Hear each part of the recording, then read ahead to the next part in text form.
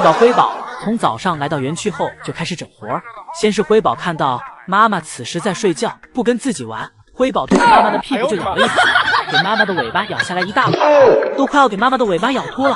完事儿还若无其事的爬到妈妈身上，跟妈妈继续贴贴。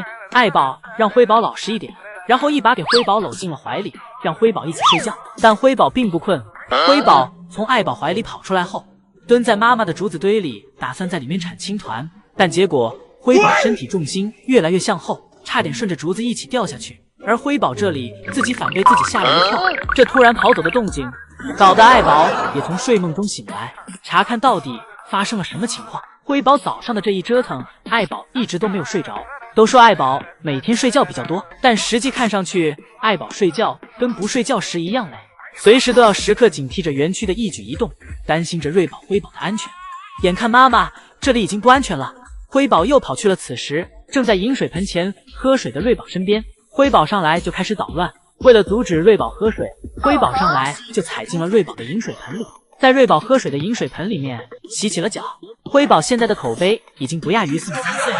等瑞宝给辉宝赶下来时，可以看到辉宝不仅洗了脚，尾巴也洗干净了。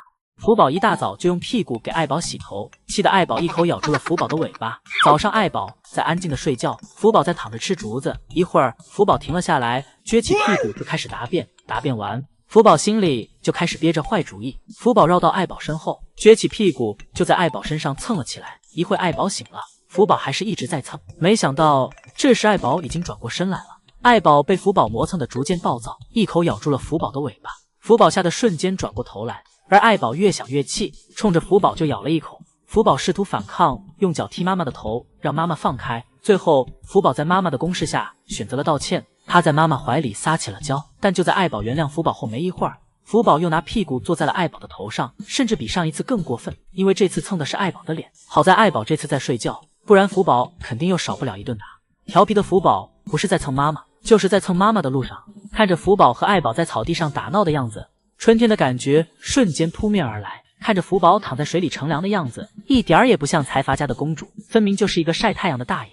当爱宝下班后，爷爷怕福宝自己在园区害怕，每次都会过来陪福宝，而且还会带一些特别的零食，比如鲜嫩的竹笋。看得出来，江爷爷对福宝孙女有着格外的偏爱。看福宝吃竹笋的样子，开心的都眯起了眼。爱宝忍受数月的情绪，终于在今天发泄出来了。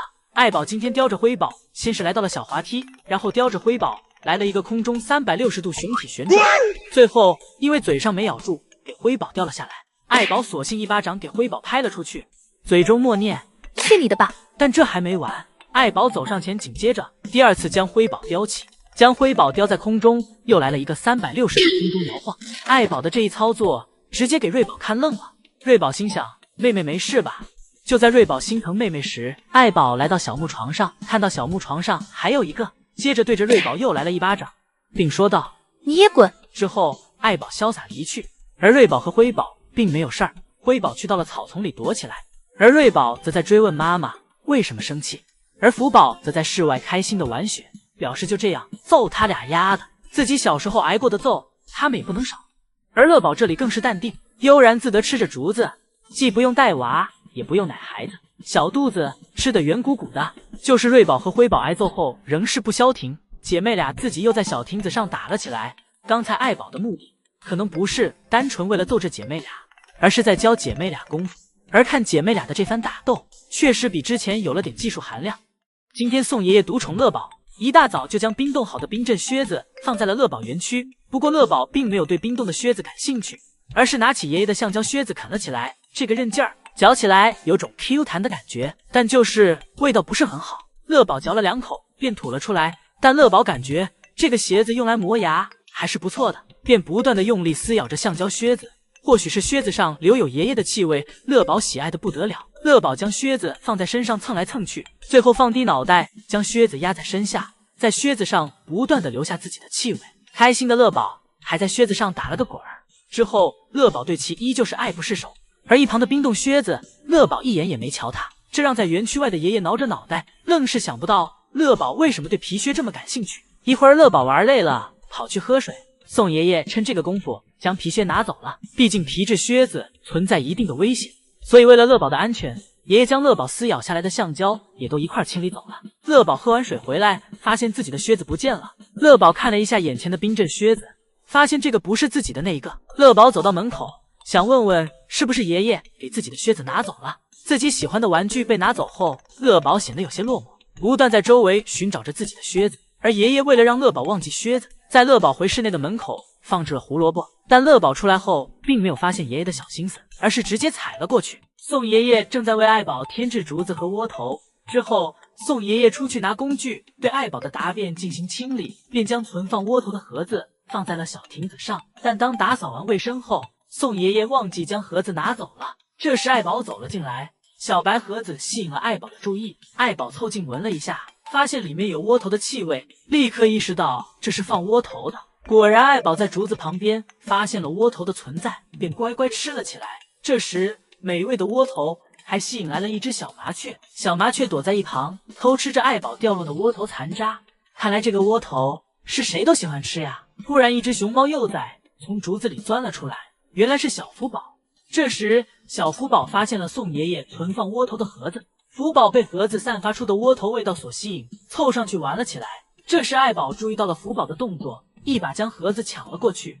开始还以为是怕福宝会误食有危险，所以才给他拿走，但没想到爱宝拿走后，下一秒自己就放嘴里咬了起来。